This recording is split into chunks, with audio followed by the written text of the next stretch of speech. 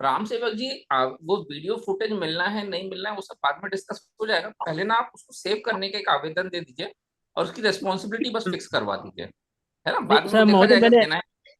Save करने के लिए तो आवेदन मैंने सबको दे दिया हूँ। एसपी, एडिशनल एसपी, क्षेत्राधिकारी, डीजीपी, डीआईजी, एडीजी सबको दे चुका हूँ। नहीं, वो रिट चलिए, पिटिशन में आ जाएगा ना। रिट पिटिशन में पहले आप सबसे पहले आप यही मांगे रेमेडी पहले के साहब कि सबसे पहले तो ये डायरेक्शन जारी करें कि इसको सेव करें, प्रिजर्व करें इसे। Okay okay sir. पर ये तो होने वाला मामला हो जाएगा। ऐसा क्या है पुलिस थाने में, ऐसी क्या चीज है कि जो गोपनीय हो? और जब Paramvir Saini versus state of Rajasthan में सुप्रीम कोर्ट ऑलरेडी कह चुकी है कि साहब थाने में जो वायलेशन होते हैं पब्लिक के, ह्यूमन राइट्स वायलेशन होते हैं, ये सारे जो एविडेंसेस मैनिपुलेशन होते हैं, इनको रोकने के लिए केवल टॉयलेट्स वगैरह को छोड़कर बाकी सब जगह सीसीटीवी कैमरे होने चाहिए। तो ये तो बहुत क्लियर पहले से मेंशन्ड है। तो इसमें गोपनीयता जैसी कोई चीज नहीं है। महोदय वो एडीजी रह चुके हैं, सूचना आयुक्त। नहीं, एडीजी क्या, यहाँ तो चीफ सेक्रेटरी है, वे लोग भी है ना राजस्थान में, तो सब रहे। एडीजी कोई बहुत ऐसा आपको क्या लगा कि एडीजी रह चुके हैं तो कोई बहुत बड़े ज्ञाता हो गए क्या वो? नहीं नहीं, वो इतना वो पुलिस को मतलब छुपाने के लिए एडीजी रह चुके हैं, एमपी में लेकिन एमपी उनको में भी आज यही हाल है इस समय। हाँ, हमारी यूपी में तो, अभी राजस्थान में तो हमारे डीजीपी रहे हुए हैं मोहनलाल जिलाटर, वही सीआईसी हैं, पहले वो आईसी थे, अब सीआईसी हैं। तो एडीजी होना कोई बड़ी बात नहीं है, वो तो उनकी अप्रोच इसीलिए है ना। नहीं दूसरा, उनका अगर मतलब इस नहीं, सरदार सरदार जी, वो इनका ये कहना है कि वो पुलिस विभाग के एडीजी थे, तो वो तो पुलिस विभाग की जानकारी जब आती है वो थोड़ी देने देंगे। तो आप जैसा कह रहे हो कि इनको कोर्ट जाना पड़ेगा, कोर्ट जाए वहीं से ट्रांसफर करवा रिमांड। लें, फाइल को ट्रांसफर करवा लें। और दूसरी बात, अब तो चूंकि आपका आयोग के स्तर पर निराकरण तो हो चुका है इस अपील का, तो अब आप तो, आपके पास रेमेडी केवल हाईकोर्ट बची। ठीक है सर। हाईकोर्ट आ जाए। Okay okay. मध्य प्रदेश में भी इस बार सूचना आयुक्त तो जो डीजीपी बने वो ऐसा ही है कि वो सर, पक्ष करते अ, हैं। कोई बुद्धि। अभी कोई अभी शिवानंद जी, एक जी। जबलपुर हाई कोर्ट ने भी एक डिसीजन दिया है जस्टिस आलूवालिया जी ने, हाँ कि हाँ, मध्य प्रदेश के थाने सभी के थानों में। हाँ हर कमरे में सीसीटीवी लगना है। बिल्कुल, मार्च और उस 2025 तक इसका कंप्लायंस जी जी डीजीपी को जी, करना है। तो हाँ बिल्कुल बिल्कुल उसमें लगना है। और जो जिसमें दोषी पुलिस वाले और टीआई थे, उनको एफआईआर करने के आदेश भी दिए हैं, और उनकी ड्यूटी भी 900 किलोमीटर दूर लगाई है जहाँ पे पदस्थ थे वो। सही। उस पे भी, उनके ऊपर भी 1 सवा लाख रुपए की वसूली करके, और जिसने जो निर्दोष साबित हुआ है उसको देने का उन्होंने बोला है कि आप 1,20,000 रुपए यहाँ से इनसे वसूल करके, जुर्माना करके, और पीड़ित को दिलवाए जाने का भी एक आदेश किया है उन्होंने। अगर ये सीसीटीवी फुटेज नहीं लगाए, वो सीसीटीवी नहीं लगाए जाते हैं थाने में, तो इसमें उनको ही पार्टी बनाया जाएगा जो पुलिस के वरिष्ठ अधिकारी हैं।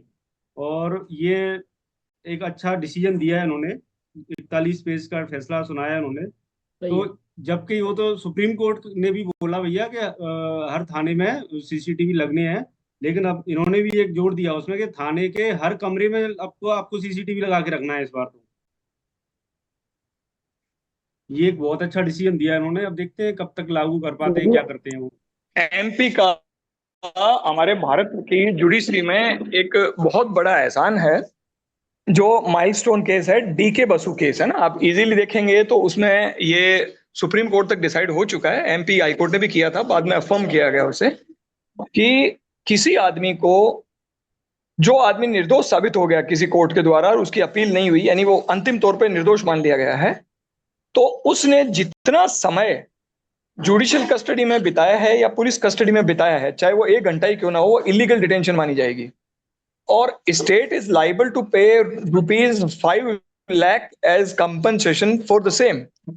यानी अगर आप निर्दोष साबित हो चुके हैं और उसके बाद आप आते हैं इस चीज को लेकर कि साहब आपकी वजह से मेरे को 14 दिन जैसी काटनी पड़ी, या मैं 3 दिन सही है। पीसी में था, या 1 दिन पीसी में था, 1 घंटा था, तो वो आपकी जिंदगी का जो समय है वो 5 लाख रुपए कीमत रखता है। तो जो मित्र हैं आपके, या जो आप जिसकी बात कर रहे हैं, जिसको 1-1.5 लाख रुपए कंपनसेशन के लिए बहुत ऑर्डर बहुत किया है, बहुत सारे ऐसे केसेस हैं। बिल्कुल आपने सही बताया है। ये ऑर्डर आप थोड़ा सा शेयर कर लीजिएगा तारा मैं शिवानंद जी आपको शेयर करूंगा। डीके बसु है, हाँ इस केस का उल्लेख हाँ। किया गया है डॉक्टर रीनी जोहर केस में।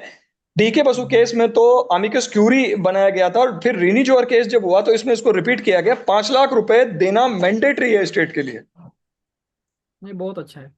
उसको ये कहें भाई को कि वो अप्रोच करे ऑनरेबल हाई कोर्ट को कि साहब ये 5 लाख रुपए कंपनसेशन के लिए ऑर्डर और करो मुझे, ये इस केस में दे रखा है। तो 5 लाख रुपए और मांगता आज की तारीख में स्टेट में। Sir second case low please repeat कर दीजिए। डी के बसु केस आप अगर गूगल पे डालेंगे ना, गूगल पे डालेंगे हाई कोर्ट एमपी डी के बसु केस आ बसु जाएगा। के बाद दूसरा जो बताए हो आप। सुप्रीम डी के बसु केस है, सुप्रीम कोर्ट में फिर डिसाइड किया था, एमपी का था, एमपी से होते हुए सुप्रीम कोर्ट डिसाइड हुआ। और ऐसे ही doctor Reeni Johar versus state of MP case है। Thank you sir. Doctor Reeni Johar JOHAR, ये दोनों केस आप फाइंड करें, बहुत इजी फाइंडिंग है, बहुत आसानी से समझने वाली चीज है।